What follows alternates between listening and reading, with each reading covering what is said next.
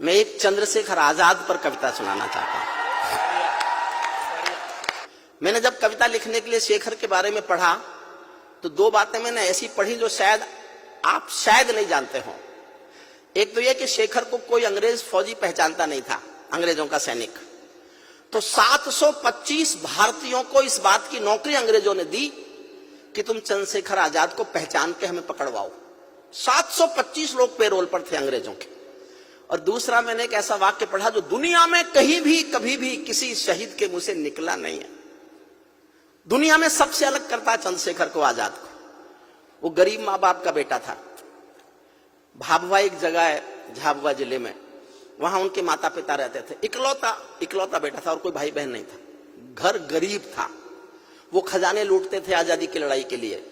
वो पैसा चंद्रशेखर आजाद के पास रहता था। उस संदूक की चाबी चंद्रशेखर आजाद पर रहती थी।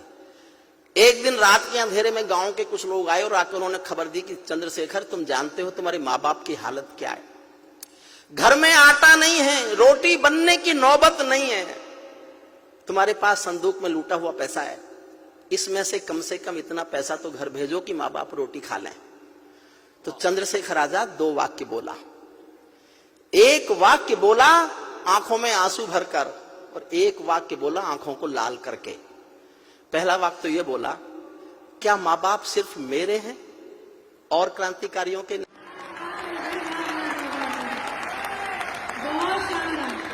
और अगले ही पल आंखें लाल करके कहा कि संदूक में से तो एक पैसा नहीं दूंगा, लेकिन तुम गांव वालों मेरे माँ बाप को रोटी नहीं खिला सको तो मुझे आके खबर कर देना। किसी दिन गांव आऊंगा और अपने इसी पिस्तौल की 2 गोली माँ बाप के सीने में उतार के चला आऊंगा। उसको राजनीति आतंकवादी बताएगी और देश सहेगा।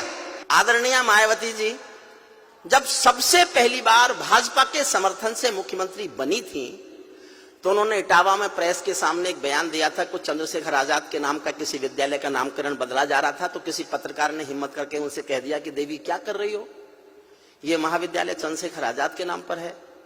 तो उन्होंने गुस्से में कहा, कौन चंद्रशेखर आजाद, वो आतंकवादी। सरेआम उन्होंने पहली बार भाजपा के समर्थन से मुख्यमंत्री बनने के बाद चंद्रशेखर आजाद को आतंकवादी कहा। भानु प्रताप शुक्ल ने जनसत्ता में लेख लिखा, पूरा पेज का एक लेख था।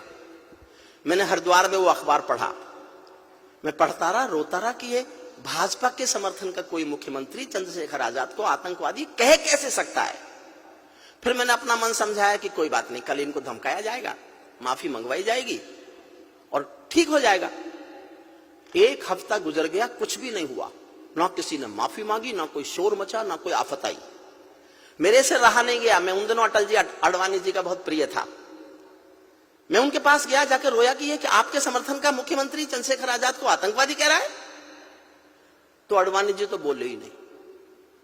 मैं फिर अटल जी के पास जाकर बैठ गया। मैं बोलता रहा तो बहुत देर तक तो बोले ही नहीं।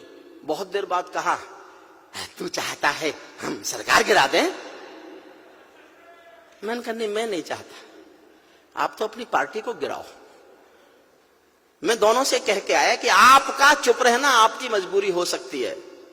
मैं जनता का छोटा सा कवि हूं, मेरी कोई मजबूरी नहीं है। मैं एक कविता लेके जनता के सामने जा रहा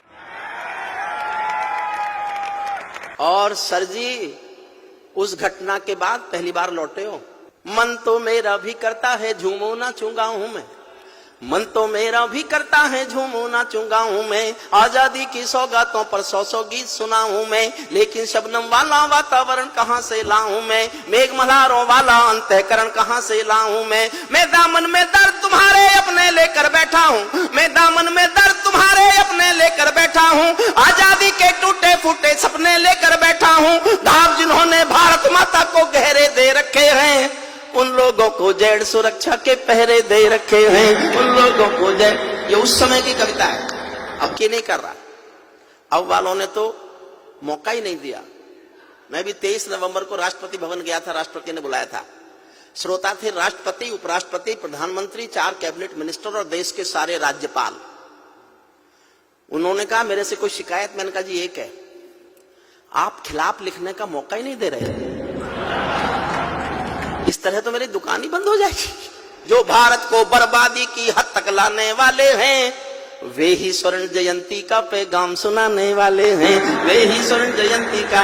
कविता शुरू करता हूँ। आजादी लाने वालों का तिरस्कार तड़फाता है, बलिदानी पत्थर पर थूका बार बार तड़फाता है। इंकलाब की बलबेदी भी जिससे गौरव पाती है, आजादी में उस शेखर को भी गाली दी जाती है, आजादी में उस शेखर को भी गाली। मैंने केवल इसलिए कविता लिखी, राजनीति के लोग शहीदों का सम्मान नहीं करना चाहते, ना करें, लेकिन उनको अपमान नहीं करना चाहिए।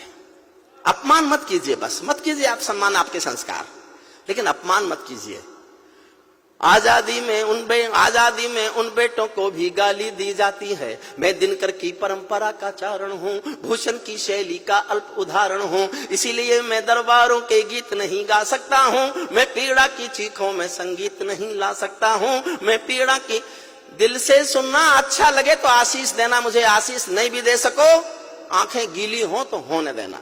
इससे बढ़कर और शर्म की बात नहीं हो सकती थी, इससे बढ़कर और शर्म की बात नहीं हो सकती थी। आजादी के परवानों पर घात नहीं हो सकती थी। कोई बलिदानी शेखर को आतंकी कह जाता है, पत्थर पर से नाम हटाकर कुर्सी पर रह जाता है, पत्थर पर से नाम हटाकर कुर्सी पर रह जाता है।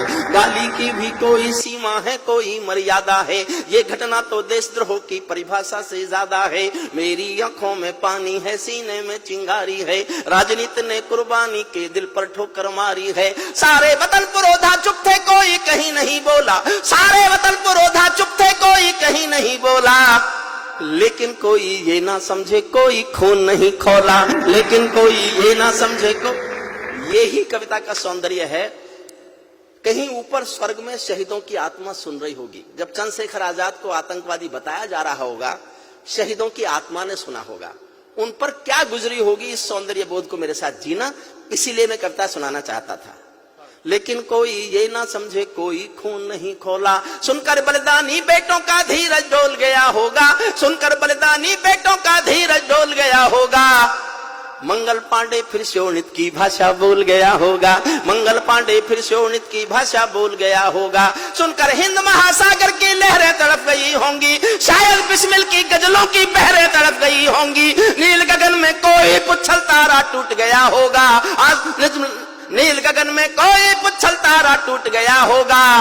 अशफाकुल्लाह की आंखों में लावा फूट गया होगा, अशफाकुल्लाह की आंखों में लावा फूट गया होगा, अशफाकुल्लाह की आंखों में लावा फूट गया होगा।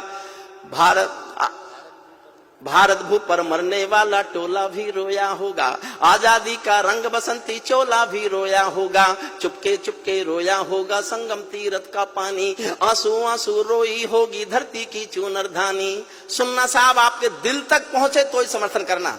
चुपके चुपके रोया होगा संगम तीरथ का पानी, आंसू आंसू रोई होगी धरती की चूनर धानी। एक समंदर रोई होगी भगत सिंह की कुर्बानी। क्या ये ही सुनने की खातिर फांसी झूले सेनानी, क्या ये ही सुनने की खातिर फांसी, क्या ये ही सुनने की खातिर फांसी झूले। चुपके चुपके रोया होगा संगम तीरथ का पानी, एक समंदर रोई होगी भगत सिंह की कुर्बानी। क्या ये ही सुनने की खातिर फांसी झूले सेनानी। जहां मरे आजाद पार्क के पत्ते खड़क गए होंगे, जहां मरे आजाद पार्क के। समर्थन करो तो इतना करना कि मुझे लगे मेरी बात समझ गए, और ना समझ पाओ तो कोई बात नहीं, चुप रह सकते हो। जहां मरे आजाद पार्क के पत्ते खड़क गए होंगे, कहीं स्वर्ग में शेखर जी के बाजू फड़क गए होंगे। शायद पल दो पल को उनकी निदिया भाग गई होगी, फिर पिस्तौल उठा लेने की इच्छा जाग गई होगी, फिर पिस्तौल उठा। सल्यूट आपको, सल्यूट।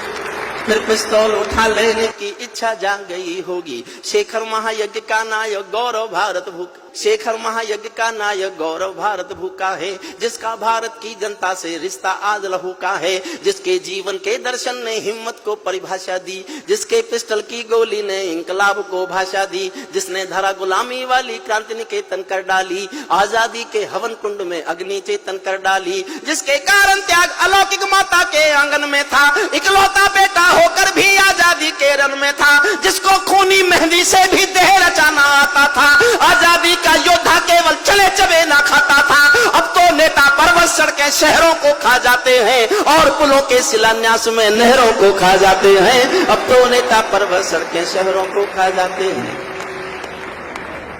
जिसके कारण गोरों, जिसके आजादी के कारण जो गोरों से कभी लड़ी थी है जी, शेखर की पिस्तौल किसी तीरथ से बहुत बड़ी है जी, शेखर की पिस्तौल किसी तीरथ से। और माफ करे सदन, मैं आप जानता हूं आज देश का है, भारत माता, जो भारत माता की जय के नारे गाने वाले हैं, जो भारत माता की, गुस्से में लिखा मैंने क्योंकि समर्थन से थी वो मुख्यमंत्री, जो भारत माता की जय के नारे गाने वाले हैं, राष्ट्रवादी की गरिमा गौरव ज्ञान सिखाने वाले हैं, जो छोटी छोटी बातों पर संसद में अड़ जाते हैं, श्री राम मंदिर मुद्दे पर सड़कों पर लड़ जाते हैं, 60 दिनों तक स्वर्ण जयंती रथ लेकर जो घूमे थे, आजादी की यादों के पत्थर पूजे थे, चूमे थे, इस घटना पर चुप बैठे थे, सबके मुंह पर ताले थे, तब गठबंधन क्यों नहीं तोड़ा, जो तुम हिम्मत वाले थे, तब गठबंधन क्यों नहीं तोड़ा। इस घटना पर चुप बैठे थे, सबके मुंह पर ताले थे, तब गठबंधन क्यों नहीं तोड़ा। और साहब तालियां बजाओ तो मैं देखना चाहता हूं, इटावा की याद लेके जाना चाहता हूं, 2 पंक्ति पढ़ रहा हूं, मैं कहने का हौसला करूंगा, आप केवल समर्थन का हौसला कर लेना। सबके मुंह पर ताले थे, तब गठबंधन क्यों नहीं तोड़ा, जो तुम हिम्मत वाले थे, तुम सत्ता में शामिल थे तो टूक डांट भी सकते थे, तुम सत्ता में शामिल थे तो टूक डांट भी सकते थे, जो जीभ शहीदों पर थूके वो जीभ काट भी सकते थे, जीभ शहीदों पर थूके वो जीभ काट, जो सीने, अंतिम क्षण पढ़ता हूं, जो सीने पर गोली खाने को आगे बढ़ जाते थे, भारत माता की जय कहकर फांसी पर चढ़ जाते थे, जिन बेटों ने आजादी के लिए जवानी दे डाली, आजादी के हवन कुंड के लिए कहानी दे डाली, दूर गगन के तारे उनके नाम दिखाई देते हैं, दूर गगन के तारे उनके नाम दिखाई देते हैं, उनके स्मारक भी चारों धाम दिखाई देते हैं, उनके स्मारक। और कविता की सबसे अच्छी पंक्ति सुनना, उनके स्मारक भी चारों धाम दिखाई देते हैं, वे देवों की लोकसभा के अंग बने बैठे होंगे, तुम्हारी जगह कल के बासी अखबार। और उन शहीदों की जगह मैं बता रहा हूं, वे देवों की लोकसभा के अंग बने बैठे होंगे, वे सतरंगी इंद्रधनुष के रंग बने बैठे होंगे, उन बेटों की याद भुलाने की नादानी करते हो, इंद्रधनुष के रंग चुराने की नादानी करते हो, इंद्रधनुष के रंग चुराने की नादानी करते हो, जिनके कारण ये भारत आजाद दिखाई देता है, अमर तिरंगा उन बेटों की याद दिखाई देता है, उनका नाम जुबां पर लो तो पलकों को झपका लेना, उनकी यादों के पत्थर पर 2 आंसू टपका देना, जो धरती में मस्तक बोकर चले गए, दाग गुलामी वाला धोकर चले गए, मैं उनकी पूजा की खातिर जीवन भर गा सकता हूं, मैं सूरज का तम के गीत नहीं गा सकता हूं, मैं पीड़ा की चीखों में संगीत नहीं ला सकता हूं, मैं पीड़ा की